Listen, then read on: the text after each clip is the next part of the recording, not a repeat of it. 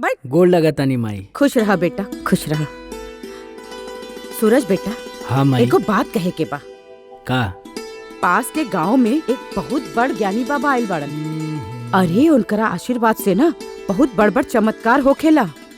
हम तो गंगा बहू से कहनी है, ऊ हमार बात ना मन ली है। अब तू ही समझावा। हो सकेला कि वो बाबा के आशीर्वाद से गंगा के भी गोद भर जाए।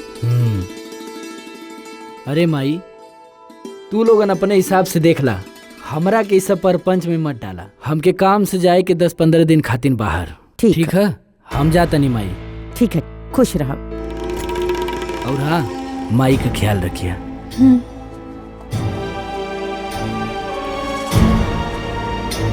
अम्मा जी, पूजे रहुआ। अरे भौजी, दवाई तो होते बा, एक बार दुआ करके भी देख ला। दुआ से लोगन के बहुत कल्याण भइल बा और माई के बात भी रह जाई।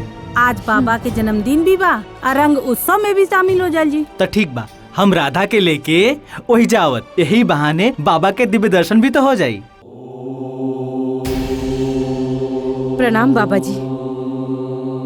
भगवान कृपा करी।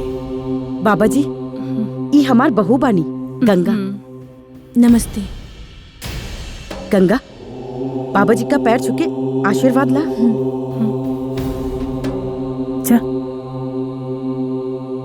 खुश रह, भगवान कृपा करी तोरा ऊपर।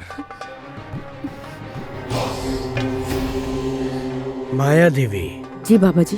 तोहार बहू के भीतर एगो भयंकर बुरी आत्मा के वास बा। हाँ? हाँ? बहुत बड़ विद्या करे के पड़ी, तभी एकर कल्याण हुई। बिंदु। जी बाबा जी। एकरा लेके हमार कमरा में आ जा। पुष्पा, कमरा में केहू आवे के ना चाहिए। जी बाबा। भौजी। गंगा, चल ना। गंगा, जा जा।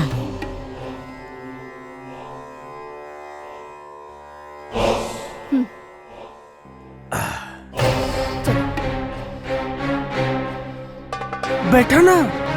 हाँ? आवा आवा बैठा ना। अरे बैठा ना। देखा, हाथ चक चक चक। घबराए जिन, घबराए के कोनो जरूरत नहीं के। और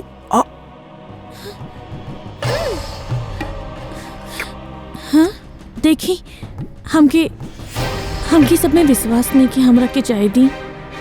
हाँ, बस कुछ समय लागी, आधा पौना घंटा, ओकरा बाद सब कुछ आसान हो जाए। अरे रे, घबराए ना, पहले बैठा था, शुरू में थोड़ा घबराहट होला। अरे अरे बैठा ना। हमरे मन की गंगा और तोहरे मन की जमुना का, बोल गंगा बोल संगम। छोड़ो। अरे चुप। देखा गंगा, हम सीधे से कहता है। भोलेनाथ, हमरा के छोड़ो। अरे भोलेनाथ का करियन। भोलेनाथ, हम कहीं करे के पड़ी ना, तुम्हार समस्या का निदान। भोलेनाथ।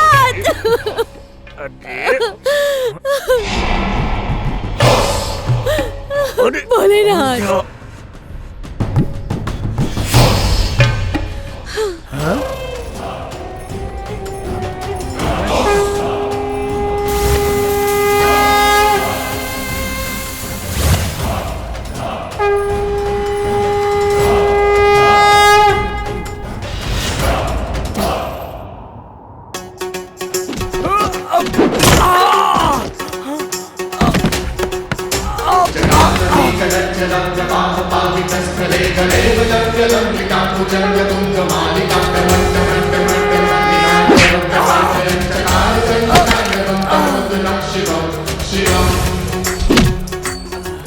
बहुत जोर जोर का आवाज आवता।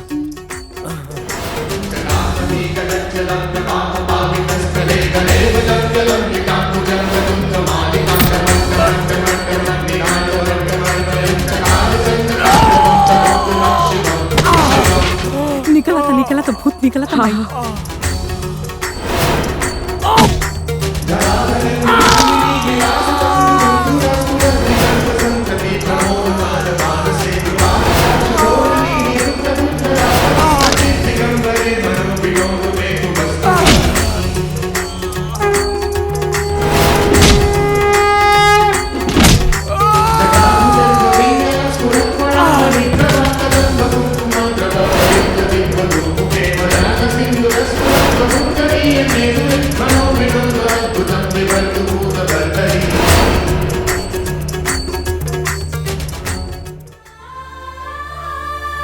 भौजी भौजी भौजी का भेल भौजी? भौजी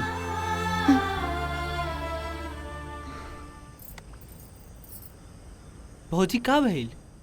हमके हमके का भइल? हाँ और राधा इतना रात के एजा? जाओ घरे घरे छोड़ के आओ, जाओ जाओ।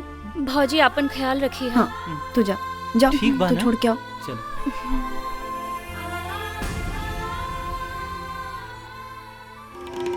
गंगा गंगा गंगा ई का कैलू है? हाँ इतना सिद्ध पुरुष का अपमान कर देलू है। अरे उनका श्राप लगी ना तो तू कहीं का न रही। कल सवेरे सवेरे चल के उनकरा से माफी मांगला। हाँ अम्मा जी रवा समझत काहे नहीं की?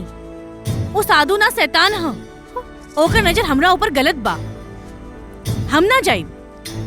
अच्छा वो शैतान है, ओकर नियत खराब है, तोर नियत बहुत बढ़िया है। अरे गंगा इतना शुद्ध पुरुष के लालछन लगावत का तो के शर्म ना आवत है? तू ठीक ना करत हो गंगा। दीदी ए का कहतानी? भोले बाबा से डराई?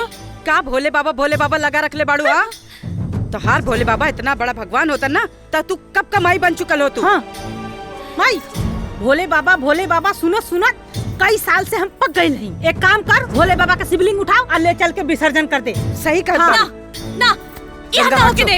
हट जाओ गंगा। ये आदत मत करी। गंगा, ना, ये हटा के दे। हाँ, पहले इनके ना, चल, ना, छोड़े लेके हमके, चला के रख। छोड़े हमके। जो मार बहुत कुछ नहीं करवा सकता।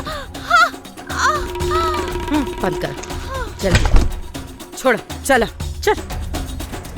सारे फसाद का जड़ यही शिवलिंग है ना, आज यही के फेंका। हाँ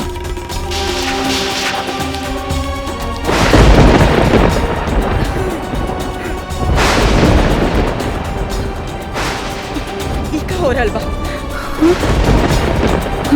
चला चला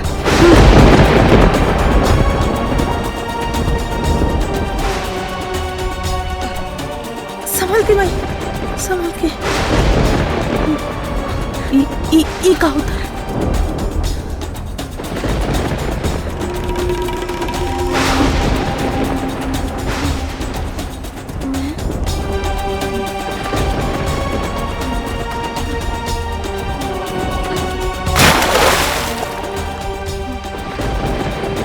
चल चल।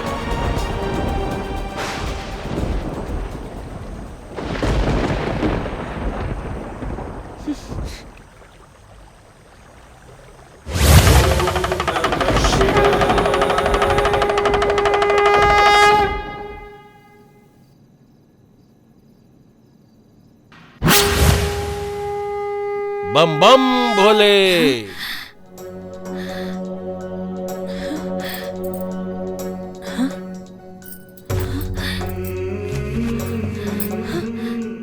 बाबा आपके हैं? हर हर महादेव। हम भोले का भक्त हैं। तोरा का कोनो कष्ट बका बेटी? हाँ बाबा, हमार बियाह के 5 साल बीत गए। हमके बाजिन के कलंक से मुक्ति चाहिए, कैसे मिली? तोहार सब कष्ट दूर हो जाई। एकरा खातिर तोके एक व्रत करे के होई। हम व्रत करब, कलंक से मुक्ति चाहिए। हम सब करब, बताई। ठीक बा, ध्यान से सुनिए बेटी। तोके आधी रात के नदी किनारे जाके नदी के मिट्टी से शिवलिंग बनाकर ओकर पूजा करे के हुई। ऐसन तो के 11 सोमवार तक करे के हा। लेकिन ध्यान रखी हम कि व्रत के बारे में केहू के कुछ पता न चले, यहाँ तक कि तोहरे पति के भी, अन्यथा तोहर व्रत भंग हो जाए और तोहर इच्छा कभी पूर्ति ना हो पाई। हम केहू के ना बताई। सौगंध भोलेनाथ।